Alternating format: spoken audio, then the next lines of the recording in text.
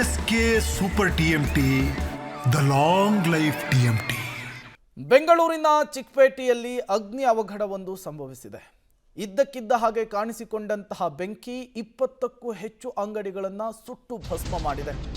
ಬೆಂಕಿಯನ್ನ ನಂದಿಸೋದಕ್ಕೆ ಅಗ್ನಿಶಾಮಕದ ಸಿಬ್ಬಂದಿಗಳು ಹರಸಾಹಸ ಪಟ್ಟಿದ್ದಾರೆ. ಹೌದು, 200ಕ್ಕೂ ಹೆಚ್ಚು ಮಳಿಗೆಗಳಿರುವಂತಹ ಸ್ಟ್ರೀಟ್ ಇದು. ಬಹುಮಹಡಿ ಕಟ್ಟಡ ಇದು. 10ಕ್ಕೂ ಹೆಚ್ಚು ಅಂಗಡಿಗಳಿಗೆ ಬೆಂಕಿ ವ್ಯಾಪಿಸಿದೆ. ಸುಟ್ಟು ಕರ್ಕಲಾಗಿರುವಂತಹದ್ದು ಪರ್ಫ್ಯೂಮ್ ಅಂಗಡಿ. ಕ್ಷಣ ಕ್ಷಣಕ್ಕೂ ಕೂಡ ಬೆಂಕಿಯ ತೀವ್ರತೆ ಜಾಸ್ತಿ ಆಗ್ತಾ ಇದೆ. ಅಗ್ನಿಯನ್ನ ನಂದಿಸೋದಕ್ಕೆ ಅಗ್ನಿಶಾಮಕ ದಳದ ಸಿಬ್ಬಂದಿಗಳು ಹರಸಾಹಸ ಪಡ್ತಿದ್ದಾರೆ. ಕಳೆದ 5 ಗಂಟೆಯಿಂದ ಬೆಂಕಿ ನಿಯಂತ್ರಣಕ್ಕೆ ಸಿಗ್ತಾ ಇಲ್ಲ. ಆಕ್ಸಿಜನ್ ಸಿಲಿಂಡರು, ಮಾಸ್ಕ್ ಅನ್ನು ಧರಿಸಿ ಅಗ್ನಿಶಾಮಕ ದಳದ ಸಿಬ್ಬಂದಿಗಳಿಂದ ಕಾರ್ಯಾಚರಣೆ ಮುಂದುವರೆದಿದೆ. ನೀವು ಕೂಡ ದೃಶ್ಯವನ್ನು ಗಮನಿಸ್ತಾ ಇದ್ದೀರಿ. ಚಿಕ್ಕಪೇಟೆ ಹೇಳಿ ಕೇಳಿ ಶಾಪಿಂಗ್ ಪ್ರಿಯರ ಹಾಟ್ಸ್ಪಾಟು. ಇಲ್ಲಿ ರಸ್ತೆಗಳು ಚಿಕ್ಕದಾಗಿರುತ್ತೆ, ಅಂಗಡಿಗಳು ಕೂಡ ಕಿರಿದಾಗಿರುತ್ತೆ. ಇಲ್ಲಿ ಬೆಂಕಿ ಕಾಣಿಸಿಕೊಂಡಂತಹ ಪರಿಣಾಮ ಒಂದೇ ಬಿಲ್ಡಿಂಗ್ನಲ್ಲಿದ್ದಂತಹ 10ಕ್ಕೂ ಹೆಚ್ಚು ಅಂಗಡಿಗಳು ಸುಟ್ಟು ಕರ್ಕಲಾಗಿರುವಂಥದ್ದು. ಎಟ್ ದ ಸೇಮ್ ಟೈಮ್ ವರ್ಷದಲ್ಲಿ ಆಗ್ತಾ ಇರುವಂತಹ 2ನೇ ಅಗ್ನಿ ಅವಘಡ ಇದು. ಇದೇ ಜಾಗದಲ್ಲಿ, ಇದೇ ಏರಿಯಾದಲ್ಲಿ 6 ತಿಂಗಳ ಹಿಂದೆಯೂ ಕೂಡ ಇದೇ ರೀತಿಯ ಅಗ್ನಿ ಅವಘಡ ಸಂಭವಿಸಿ 6 ಜನ ಸಾವನ್ನಪ್ಪಿದ್ರು ಅಂತ ಹೇಳಿ ಸ್ಥಳೀಯರು ಮಾಹಿತಿಯನ್ನು ಕೊಡ್ತಾ ಇದ್ರು. ಆ ಘಟನೆ ಮಾಸುವ ಮುನ್ನವೇ ಮತ್ತೊಮ್ಮೆ ಅಗ್ನಿ ಧಗಧಗಿಸಿರುವಂತಹದ್ದು, 10 ಅಂಗಡಿ ಸುಟ್ಟು ಕರ್ಕಲಾಗಿರುವಂತಹದ್ದು, ಶಾರ್ಟ್ ಸರ್ಕ್ಯೂಟ್ನಿಂದ ಬೆಂಕಿ ಕಾಣಿಸ್ಕೊಂಡಿದೆ ಅಂತ ಪ್ರಾಥಮಿಕವಾಗಿ ಮಾಹಿತಿ ಸಿಗ್ತಿದೆ. 7 ಗಂಟೆಗೆ ಸ್ಟಾರ್ಟ್ ಆಗಿ ಕೆಳಗಡೆ ಅಂಗಡಿ ಫಸ್ಟ್ ಅಂಗಡಿ ಅಂದ್ಕೊಂಡಿತ್ತು ಡೆಕೋರೇಷನ್ ಐಟಮ್ಮು. ಅದಾದಮೇಲೆ ತಿರ್ಗಾ ಕೆಳಗಡೆ ಹೀಟ್ಗೆ ಮೇಲೆ ಫ್ಲೋರ್ ಅಂದ್ಕೊಂಡಿದ್ದೆ. ಆಮೇಲೆ ತಿರ್ಗಾ ಆ ಕಡೆ ಆಫ್ ಮಾಡೋಕ್ಕೆ ಹೋಗಿ ಇದೆಲ್ಲ ಅಂದ್ಕೊಂಡಿದ್ದೆ ರೇಷ್ಮಿದು ಬಟ್ಟೆ ಅಂಗಡಿ ಫುಲ್ ಇದು ನೋಡಿ, ಅಲ್ಲಿ ಕಾಣಿಸ್ತಾ ಇದೆ ನೋಡಿ, ಬಟನ್ನು ಅದು ಇದೆಲ್ಲ ಇದೆ ಅಂದ್ಕೊಂಡಿದ್ದೆ ಫುಲ್ಲು. ಈಗ ಅಂಗಡಿಗಳು ಡ್ಯಾಮೇಜ್ ಆಗಿದೆ ಸರ್. 185 ಅಂಗಡಿ ಇದೆ ಒಳಗಡೆ. ಈಗ ಇಲ್ಲಿ ಇರೋದು ಅಂಗಡಿ ಈಗ ಗೊತ್ತಾಗಿಲ್ಲ, ಕೆಳಗೆ ಒಂದೇ ಆಗಿರೋದು. 2 ಅಂಗಡಿ ಆಗಿದೆ ಕೆಳಗಡೆ, ಮೇಲೆ 1-2 ಅಂಗಡಿ ಆಗಿದೆ. ಈಗ ಮತ್ತೆ ಇದು ಅಂದ್ಕೊಂಡಿದೆ, ಫುಲ್ ಅಂದ್ಕೊಂಡ್ಬಿಟ್ಟಿದೆ ಮೇಲೆ ಫುಲ್. ಬೆಳಗ್ಗೆ 5 ಗಂಟೆ ನಂತರ ಸ್ಟಾರ್ಟ್ ಆಗಿದೆ. ನಮಗೆಲ್ಲ 7 ಗಂಟೆಗೆಲ್ಲ ಗೊತ್ತಾಗಿದೆ. ಅಕ್ಕಪಕ್ಕ ಅವರು ಕಾಲ್ ಮಾಡಿದ್ದಾರೆ. ನಮ್ಮ ಫ್ರೆಂಡ್ ಒಂದು ಅಂಗಡಿ ಇದೆ ಕೆಳಗೆ, ಅವರೆಲ್ಲ ಫೋನ್ ಮಾಡಿದ್ದಾರೆ. ಅದಕ್ಕೆ ಬಂದು ಎಲ್ಲ ಆಗಿದೆ. ಮತ್ತು 7 ಗಂಟೆಯಿಂದ ಸ್ಲೋ ಆಗಿ 8 ಗಂಟೆ ನಂತರ ಫುಲ್ ಭಯಂಕರ ರೂಪ ತೊಗೊಂಡಿದ್ದಾರೆ. ಅದು ಎಲ್ಲ ಐಟಮ್ಗಳು ಎಲ್ಲ ಫ್ಯಾನ್ಸಿ ಸ್ಟೋರ್ಸು, ಹಾರ್ಡ್ವೇರ್ ಶಾಪು, ಬೆಂಗಲ್ಸ್ ಅಂಗಡಿ ಎಲ್ಲ ಮಿಕ್ಸ್ ಅಂಗಡಿ ಇದೆ. ಎಲ್ಲ ಮಿಕ್ಸ್ ಕಾಂಪ್ಲೆಕ್ಸ್ ಥರ ಇದೆ. ಎಲ್ಲರಿಗೆಲ್ಲ ಐಟಮ್ ಎಲ್ಲ ಡ್ಯಾಮೇಜ್ ಆಗಿದೆ. ಅಗ್ನಿಗೆ ಇದೂ ಬೆಂಕಿನ ಆಗಿದೆ, ಮತ್ತು ನೀರು ಹಾಕಿದ್ದಲ್ಲ ಫುಲ್ ಐಟಮ್ ಡ್ಯಾಮೇಜ್ ಆಗಿದೆ ಎಲ್ಲರಿಗೂ. ಈ ಹಿಂದೆ ಕೂಡ 3 ಸಲ ಆಗಿತ್ತು ಸರ್ ಇದೇ ತರ ಬೆಂಕಿ ಅವಘಡ ಆಗಿತ್ತು. ಹೌದು ಎಚ್ಚೆತ್ಕೊಳ್ಳಿಲ್ವಲ್ಲ, ವ್ಯಾಪಾರಸ್ಥರು ಕೂಡ ಎಚ್ಚೆತ್ಕೊಳ್ಳಿಲ್ಲ ಅಂತ ಸೇಫ್ಟಿ ವಿಚಾರದಲ್ಲಿ. ಅಲ್ಲ, ಸೇಫ್ಟಿ ವಿಚಾರ ಅಂದ್ರೆ ಎಲ್ಲ ಅಂಗಡಿ ಬಿಲ್ಡಿಂಗ್ ಒಂದರೆಲ್ಲ ಸಣ್ಣ ಅಂಗಡಿ ಕಟ್ಟೆಲ್ಲ ಫುಲ್ ಗಳಿನಲ್ಲಿ ಅಲ್ಲಿ ಕಟ್ಟಿದೆ. ಗೌರ್ಮೆಂಟ್ ಎಲ್ಲ ಪರ್ಮಿಷನ್ ಕೊಟ್ಟಿದ್ದಾರೆ. ಅದೆಲ್ಲ ಗೌರ್ಮೆಂಟ್ ಎಲ್ಲ ಮಾಡಿದ್ರೆ ಎಲ್ಲ ಆಗ್ತದೆ. ಸಣ್ಣ ಸಂಧಿ ಒಳಗೆ ನೋಡಿ, ಅಷ್ಟು ಸಣ್ಣ ಅಂಗಡಿ ಕಟ್ಟಿಬಿಟ್ಟುಬಿಟ್ಟೆಲ್ಲ ಬಾಡಿಗೆಗೋಸ್ಕರ ಎಲ್ಲ ಮಾಡ್ತಾರೆ ಓನರ್ಸ್ಗಳು. ಅಂಗಡಿಗಳು ಪಾಪ ಏನು ಮಾಡ್ತಾರೆ, ಅಂಗಡಿ ಸಿಕ್ಕಿದ್ರೆ ಅಂಗಡಿ ತೊಗೊಂಡು ವ್ಯಾಪಾರ ಮಾಡೋಕ್ಕೆ ಇದು ಮಾಡ್ತಾ ಇದ್ದಾರೆ. ಕೆಲಸಗಾರರು ಯಾರು ಇರಲಿಲ್ಲ, ಅಲ್ಲಿ ಒಳಗೆ ಯಾರು ಇರಲಿಲ್ಲ ಕೆಲಸಗಾರರು. ಏನಾಯ್ತು? ಮಾರ್ನಿಂಗ್ 7 ಗಂಟೆಗೆ ಶಾರ್ಟ್ ಸರ್ಕ್ಯೂಟಾ ಅಥವಾ ಏನಾದರೂ ಶಾರ್ಟ್ ಸರ್ಕ್ಯೂಟ್ ಆಗಿದೆ. ಎಷ್ಟು ಅಂಗಡಿಗಳಿಗೆ ಡ್ಯಾಮೇಜ್ ಆಗಿದೆ ಸರ್? ಟೋಟಲ್ 20 ಅಂಗಡಿ ಇರ್ಬೋದು ಹೊರಗಡೆ. 20 ಅಂಗಡಿಗೂ ಡ್ಯಾಮೇಜ್ ಆಗಿದೆ. ಸಿಗ್ದೋಲ್ಲ, ಮಾಲ್ ಲಾಸ್ ಆಗಿದೆ. ಏನು ವಸ್ತುಗಳು ಸರ್ ಇದು? ಫ್ಯಾನ್ಸಿ ಸ್ಟೋರಾ ಅಥವಾ ಬೇರೆ ಸ್ಟೋರ್, ಕಾಸ್ಮೆಟಿಕ್, ಟಾಯ್ಸ್ ಐಟಮ್ ಎಲ್ಲ ಇದೆ. ಹಾರ್ಡ್ವೇರ್ ಎಲ್ಲ ಮಿಕ್ಸ್ ಐಟಮ್, ಮಿಕ್ಸ್ಗಳೆಲ್ಲ. ಅದು ಹಂಗೆ ಕಂಟಿನ್ಯೂಸ್ ಆಗಿ ವ್ಯಾಪಿಸ್ತಾ ಇದೆಯಾ ಬೆಂಕಿ? 3 ಸತಿ ಆಗಿದೆ ಈ ವರ್ಷದಲ್ಲಿ. 3 ಸತಿ, ಫಸ್ಟ್ ಇದೇ ಸತಿ, ಇವಾಗ ಇಲ್ಲಿ 3 ಸತಿ ಆಗಿದೆ. ಅದೇನಿಲ್ಲ, ಇಲ್ಲಿ ಇವಾಗ ಅಂಗಡಿಗಳೆಲ್ಲ ತೆಗಿತಾ ಇದ್ದೀನಿ. ಅಲ್ಲ, ಒಳಗಡೆ ಐಟಮ್ ಎಲ್ಲ ಆಚೆ ಬರ್ತಾ ಇದ್ದಾರೆ. ಇವಾಗ ಏನು ಸ್ವಲ್ಪ ಕ್ರೈಟಿಕ್ ಆಗಿದೆ. ಈ ಭಾಗದಲ್ಲಿ ಏನಿಲ್ಲ, ಆ ಸೈಡ್ ಸ್ವಲ್ಪ ಜಾಸ್ತಿ ಇದೆ ಅಂತ ಇದೆ. ಆ ಕಡೆ ಸ್ವಲ್ಪ ಫೋರ್ಸ್ ಮಾಡಿ ಅಷ್ಟೇ. ಎಷ್ಟು ಅಂಗಡಿಗಳು ಸರ್ ಒಟ್ಟು? ಅಂಗಡಿನಲ್ಲಿ ಇರ್ಬೋದು ಒಂದು ಬ್ಲಾಕ್ನಲ್ಲಿ 40 ಅಂದ್ರೆ 100 ಚಿಲ್ಲರ ಅಂಗಡಿ ಇದೆ ಇಲ್ಲಿ. ಆ ಸೈಡ್ನಲ್ಲಿ ಜಾಸ್ತಿ ಆಗಿರೋದು, ಈ ಕಡೆ ಏನಿಲ್ವಾ? ಇಲ್ಲಿ ಆಯ್ತು ಸರ್, ಹೆಂಗಾಯ್ತು? ಇದೊಂದು ವೈರ್ ಶಾರ್ಟ್ ಇದ್ರು ಅಷ್ಟೇ, ಶಾರ್ಟ್ ಸರ್ಕ್ಯೂಟ್ ಇದೆ, ಬೇರೆ ಏನಾಗಿಲ್ಲ ಅದ್ನಲ್ಲಿ. ಅದು 3-4 ಆಗಿದೆ ಕರೆಂಟಿಂದ. ಅದು ವೈರಿಂಗ್ ಸ್ವಲ್ಪ ಪ್ರಾಬ್ಲಮ್ ಅದರಿಂದ ಆಗಿದೆ, ಅಂಗಡಿನಲ್ಲಿ ಆಗಿರೋದು. ಶಾರ್ಟ್ ಸರ್ಕ್ಯೂಟಾ ಅಥವಾ ಎಲೆಕ್ಟ್ರಿಕಲ್ದು ಏನಾದರೂ ಪಕ್ಕದಲ್ಲೇ ಪೋಲ್ ಇದೆ ಅದರಿಂದ ಏನಾದರೂ ಸ್ಪಾರ್ಕ್ ಏನಾಗಿಲ್ಲ. ಅವರು ಫೈರ್ ಅವ್ರು ಹೇಳ್ಬೇಕು ಏನಾಗಿದೆ ಅಂತ. ಬೆಂಕಿ ಕಾಣಿಸ್ಕೊಂಡಿದೆ ಅಂತ ಹೇಳಿದ್ದಾರೆ, ನೋಡಬೇಕು. ಬಟ್ ಫೈರ್ ಸೇಫ್ಟಿ ಎಲ್ಲವೂ ಕೂಡ ನೀವು ಅಳವಡಿಕೆ ಮಾಡ್ಕೊಂಡಿದ್ರಿ? ಇದೆ, ಇಲ್ಲೂ ಇದೆ, ಕೆಳಗಡೆ ಎಲ್ಲ ಇಟ್ಟಿದ್ದೀವಿ, ಏನು ತೊಂದರೆ. ಸಿಲಿಂಡರ್ಸ್ ಎಲ್ಲ ಇದೆ. ಎಷ್ಟು ವರ್ತ್ ಇರುವಂತಹ ಮೆಟೀರಿಯಲ್ಸ್ ಈಗ ಸುಟ್ಟು ಕರಕಲಾಗಿರೋದು? ಏನು ಐಡಿಯಾ ಇಲ್ಲ ಸರ್, ಏನು ಐಡಿಯಾ ಇಲ್ಲ. ಈಗ 10 ರಿಂದ 12 ಅಂಗಡಿಗಳು ತೊಂದರೆ ಆಗಿದೆ. ಈಗಾಗಲೇ ಬೆಂಕಿಯನ್ನು ನಂದಿಸುವಂತಹ ಕೆಲಸ ಕೂಡ ಆಗ್ತಾ ಇದೆ, ಒಂದು ಹಂತಕ್ಕೆ ಯಶಸ್ವಿ ಕೂಡ ಆಗಿದೆ. ಆದರೆ ಅದರಲ್ಲಿ ಎಷ್ಟು ಮೌಲ್ಯದ ವಸ್ತುಗಳು ಸುಟ್ಟು ಕರಕಲಾಗಿದ್ದಾವೆ ಅನ್ನುವಂಥದ್ದು ಮತ್ತಷ್ಟು ಗೊತ್ತಾಗಬೇಕಾಗಿದೆ. ಸದ್ಯಕ್ಕೆ ಈ ಒಂದು ಕಾರ್ಯಾಚರಣೆ ನಿರಂತರವಾಗಿ ಕೂಡ ನಮ್ಮ ಇವರು ಹಿರಿಯರು ಡೀಟೇಲ್ಸ್ ಕೊಡೋಕೆ ಸ್ಥಳದಿಂದ ನಮ್ಮ ಪ್ರತಿನಿಧಿ ಪ್ರಕಾಶ್ ನೇರ ಸಂಪರ್ಕದಲ್ಲಿ ಜಾಯಿನ್ ಆಗಿದ್ದಾರೆ. ಪ್ರಕಾಶ, ಕಳೆದ 3-4 ಗಂಟೆಗಳಿಂದ ಬೆಂಕಿಯ ನರ್ತನ ಜೋರಾಗಿದೆ. ಬೆಂಕಿಯನ್ನು ನಂದಿಸೋದಕ್ಕೆ ಅಗ್ನಿಶಾಮಕ ದಳದ ಸಿಬ್ಬಂದಿಗಳು ಹರಸಾಹಸ ಪಡ್ತಾ ಇದ್ದಾರೆ. ಸದ್ಯಕ್ಕೆ ಪರಿಸ್ಥಿತಿ ಹೇಗಿದೆ? ಬೆಂಕಿಯನ್ನು ನಂದಿಸಿದ್ರ ಏನ್ ಕತೆ?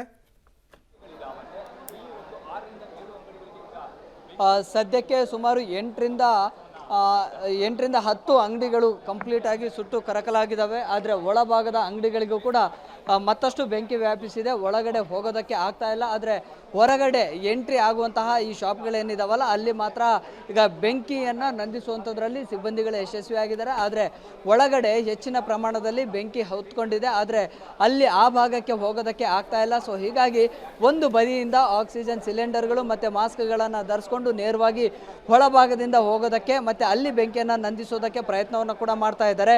ಸುಮಾರು 100ಕ್ಕೂ ಹೆಚ್ಚು ಅಗ್ನಿಶಾಮಕ ಸಿಬ್ಬಂದಿಗಳು ಈ ಒಂದು ಕಾರ್ಯಾಚರಣೆಯಲ್ಲಿದ್ದಾರೆ. ಸೊ ಇನ್ನೂ ಒಂದಿಷ್ಟು ಸಿಬ್ಬಂದಿಗಳು ಬಿಲ್ಡಿಂಗ್ನ ಹಿಂಬದಿಯಿಂದ ಬಂದು ಅಲ್ಲಿ ಬೆಂಕಿಯನ್ನು ನಂದಿಸುವಂಥ ಕೆಲಸವನ್ನು ಕೂಡ ಮಾಡ್ತಾ ಇದ್ದಾರೆ. ಜೊತೆಗೆ ಆ ಏಣಿ ಮೂಲಕವಾಗಿ ಪಕ್ಕದ ಬಿಲ್ಡಿಂಗ್ ಹೋಗಿ ಅಲ್ಲಿ ಕಿಟಕಿಗಳ ಮುಖಾಂತರ ಹಿಂಬದಿಗೆ ಹೋಗಿ ಅಲ್ಲಿ ಬೆಂಕಿ ನಂದಿಸುವಂಥ ಕೆಲಸವನ್ನು ಕೂಡ ಮಾಡ್ತಾ ಇದ್ದಾರೆ. ಸದ್ಯಕ್ಕೆ ಅಂಗಡಿಗಳಲ್ಲಿ ಇದ್ದಂತಹ ವಸ್ತುಗಳನ್ನು ಈಗ ಹೊರಗಡೆ ಎಲ್ಲವನ್ನ ಕೂಡ ತೆರವು ಮಾಡಲಾಗಿದೆ. ಈ ಮೂಲಕವಾಗಿ ವ್ಯಾಪಾರಸ್ಥರನ್ನು ಕೂಡ ಯಾರು ಕೂಡ ಅಲ್ಲಿ ಇರೋದಕ್ಕೆ ಬಿಡೋದಿಲ್ಲ. ಸೊ ಸುಮಾರು 200ಕ್ಕೂ ಹೆಚ್ಚು ಮಳಿಗೆಗಳು ಒಂದೇ ಲೇನಲ್ಲಿದ್ದಾವೆ. ಸೊ ಆ ಒಂದು ಲೇನಲ್ಲಿ ಸುಮಾರು ಈ ಬಿಲ್ಡಿಂಗ್ ಏನಿದೆಯಲ್ಲ ಇಲ್ಲಿ ಒಂದು 8ಕ್ಕೂ ಹೆಚ್ಚು ಮಳಿಗೆಗಳಿಗೆ ಬೆಂಕಿ ಆವರಿಸ್ಕೊಂಡಿದೆ. ಅದೃಷ್ಟವಶಾತ್ ಯಾವುದೇ ಪ್ರಾಣಹಾನಿ ಕೂಡ ಆಗಲಿಲ್ಲ. ಬೆಂಕಿ ಹೊತ್ಕೊಳ್ಳುವಂಥ ಸಂದರ್ಭದಲ್ಲಿ ಸೆಕ್ಯೂರಿಟಿ ಒಬ್ಬರಿದ್ದರು ಮತ್ತು ರಸ್ತೆಯಲ್ಲಿ ಹೋಗ್ತಾ ಇದ್ದಂಥ ಒಂದಿಷ್ಟು ಜನ ಅದನ್ನು ಗಮನಿಸಿ ಅಗ್ನಿಶಾಮಕ ದಳ ಸಿಬ್ಬಂದಿಗಳಿಗೆ ಮಾಹಿತಿಯನ್ನು ಕೊಟ್ಟರು. ಕೂಡಲೇ ಸ್ಥಳಕ್ಕೆ ಬರೋದಕ್ಕೂ ಕೂಡ ಈಗ ಸಿಬ್ಬಂದಿಗಳಿಗೂ ಕೂಡ ಆಗಲಿಲ್ಲ. ಅಂದರೆ ಆ ಫೈರ್ ವೆಹಿಕಲ್ಸ್ಗಳು ಸಣ್ಣದಾಗಿರುವಂತಹ ರಸ್ತೆಗಳಲ್ಲಿ ಬರಲಿಕ್ಕೂ ಕೂಡ ಆಗಲಿಲ್ಲ. ಸೊ ಹಾಗಾಗಿ ತಕ್ಷಣಕ್ಕೆ ಬೆಂಕಿ ನಂದಿಸೋದು ಒಂದು ಸವಾಲಿನ ಕೆಲಸ ಕೂಡ ಆಯಿತು. ಸುಮಾರು ಒಂದು 400-500 ಮೀಟರ್ ದೂರದಲ್ಲಿ ವೆಹಿಕಲ್ಸನ್ನು ನಿಂತು ಆನಂತರ ಬೆಂಕಿಯನ್ನು ನಂದಿಸುವಂಥ ಕೆಲಸ ಪೈಪನ್ನು ಎಳೆದುಕೊಂಡು ಅದು ಕೂಡ ಆಯಿತು. ಸದ್ಯಕ್ಕೆ ಈಗ ಕೆಳ ಹಂತದ ಅಂದರೆ ಫಸ್ಟ್ ಫ್ಲೋರಲ್ಲಿರುವಂತಹ ಅಂಗಡಿಗಳೇನಿದ್ದಾವೆ ಅಲ್ಲಿ ಬೆಂಕಿಯನ್ನು ನಂದಿಸುವಂಥ ಕೆಲಸ ಆಗಿದೆ. ಮೇಲ್ಭಾಗದಲ್ಲಿ ಕೂಡ ಬೆಂಕಿ ವ್ಯಾಪಿಸ್ಕೊಂಡಿದೆ. ಆದರೆ ಶಟರನ್ನು ಕ್ಲೋಸ್ ಮಾಡಲಾಗಿದೆ. ಹೀಗಾಗಿ ಒಳಗಡೆ ಹೋಗೋದಕ್ಕೆ ಆಗೋದಿಲ್ಲ. ಪಕ್ಕದ ಬಿಲ್ಡಿಂಗ್ಗಳಿಗೆ ಹೋಗಿ ಅಲ್ಲಿ ಕಿಟಕಿಗಳ ಮುಖಾಂತರ ಬೆಂಕಿಯನ್ನು ನಂದಿಸುವಂಥ ಕೆಲಸವನ್ನು ಮಾಡ್ತಾ ಇದ್ದಾರೆ. ಸದ್ಯಕ್ಕೆ ಮುಂಭಾಗದಲ್ಲಿರುವಂತಹ ಸುಮಾರು ಒಂದು 4-5 ಅಂಗಡಿಗಳು. ಸೊ ಮುಂಭಾಗದ ಅಂಗಡಿಗಳಿಂದ ಹಾಗೆ ಒಳಗಡೆ ಹೋದರೆ ಅದು ಸೀರೀಸು ಮಳಿಗೆಗಳ ಸೀರೀಸು ಸುಮಾರು ಒಂದು 5-6 ಅಂಗಡಿಗಳು ಲೇನ್ ಇರುವಂತಹದ್ದು ಆ ಭಾಗದಲ್ಲಿದೆ. ಅಂದರೆ ರೈಟು ಮತ್ತು ಲೆಫ್ಟ್ ಭಾಗದಲ್ಲಿ ಕೂಡ ಅದೇ ಸೀರೀಸ್ನಲ್ಲಿ ಅಂಗಡಿಗಳು ಬರುತ್ತೆ. ಸೊ ಹೀಗಾಗಿ 8ಕ್ಕೂ ಹೆಚ್ಚು ಅಂಗಡಿಗಳು ಸಂಪೂರ್ಣ ಸುಟ್ಟು ಕರಕಲಾಗಿದ್ದಾವೆ. ಜೊತೆಗೆ ಅಕ್ಕಪಕ್ಕದಲ್ಲಿರುವಂಥ ಮಳಿಗೆಗಳಿಗೂ ಕೂಡ ಹಾನಿಯಾಗಿದ್ದಾವೆ. ಜೊತೆಗೆ ಪರ್ಫ್ಯೂಮ್ ಅಂಗಡಿ, ಒಂದಿಷ್ಟು ಫ್ಯಾನ್ಸಿ ಸ್ಟೋರು, ಬಟ್ಟೆ ಅಂಗಡಿ ಸೇರಿದಂತೆ ಬೇರೆ ಬೇರೆ ಐಟಮ್ಸ್ಗಳಿರುವಂತಹ ಶಾಪಿಂಗ್ ಕಾಂಪ್ಲೆಕ್ಸ್ ಇದು. ಸೊ ಹೀಗಾಗಿ ಎಲ್ಲ ವಸ್ತುಗಳು ಕೂಡ ಈಗ ಬೆಂಕಿಗೆ ಆಹುತಿಯಾಗಿದ್ದಾವೆ. ಸದ್ಯಕ್ಕೆ ಬೆಂಕಿಯನ್ನು ಕಂಟ್ರೋಲ್ಗೆ ತರೋದಕ್ಕೆ ಅಗ್ನಿಶಾಮಕ ಸಿಬ್ಬಂದಿಗಳು ಕೂಡ ನಾನಾ ಕಸರತ್ತನ್ನು ನಡೆಸ್ತಾ ಇದ್ದಾರೆ. ಈ ಭಾಗದಲ್ಲಿ ದೃಶ್ಯಗಳನ್ನು ಗಮನಿಸ್ತಾ ಇದ್ದೀರಿ. ಈಗ ಪಕ್ಕದ ಬಿಲ್ಡಿಂಗ್ನಿಂದ ವಿಂಡೋ ಮೂಲಕವಾಗಿ ಹೋಗ್ತಾ ಇದ್ದಾರೆ ಕೆಲವು ಸಿಬ್ಬಂದಿ, ಇನ್ನು ಕೆಲವರು ಟಾಪ್ ಮೇಲೆ ಹೋಗ್ತಾ ಇದ್ದಾರೆ. ನೋಡಿ, ಏಣಿಯನ್ನು ಹಾಕೊಂಡು ಆಕ್ಸಿಜನ್ ಸಿಲಿಂಡರನ್ನು ಹಾಕೊಂಡು ಮಾಸ್ಕನ್ನು ಧರಿಸ್ಕೊಂಡು ಈಗ ರೋಪ್ನ ಸಹಾಯ ಮೂಲಕವಾಗಿ ಈಗ ಮೇಲಕ್ಕೆ ಹತ್ತುವಂತಹ ಪ್ರಯತ್ನವನ್ನು ಕೂಡ ಮಾಡ್ತಾ ಇದ್ದಾರೆ. ಆ ಒಂದು ಏಣಿ ಕೂಡ ಮೇಲ್ಭಾಗಕ್ಕೆ ಹೋಗೋದಿಲ್ಲ, ಇದ್ದಂತಹದ್ದನ್ನೇ ಬಳಸ್ಕೊಂಡು ಈಗ ಮೇಲೆ ಟಾಪ್ ಫ್ಲೋರ್ಗೂ ಅಲ್ಲಿಂದ ನೇರವಾಗಿ ಆ ಒಂದು ಮೇಲ್ಭಾಗಕ್ಕೆ ಹೋಗುವಂಥ ಪ್ರಯತ್ನವನ್ನು ಕೂಡ ಮಾಡ್ತಾ ಇದ್ದಾರೆ. ಸೊ ಎಲ್ಲ ಭಾಗಗಳಲ್ಲಿ ಕೂಡ ವಿಂಡೋಗಳ ಮೂಲಕವಾಗಿ ಹೋಗಿ ಮತ್ತು ಹಿಂಬದಿ ಹೋಗಿ ಎಲ್ಲ ಭಾಗಗಳಲ್ಲಿ ಸುತ್ತುವರೆದು ಈಗ ಬೆಂಕಿಯನ್ನು ನಂದಿಸುವಂಥ ಕೆಲಸ ಮಾಡ್ತಾ ಇದ್ದಾರೆ.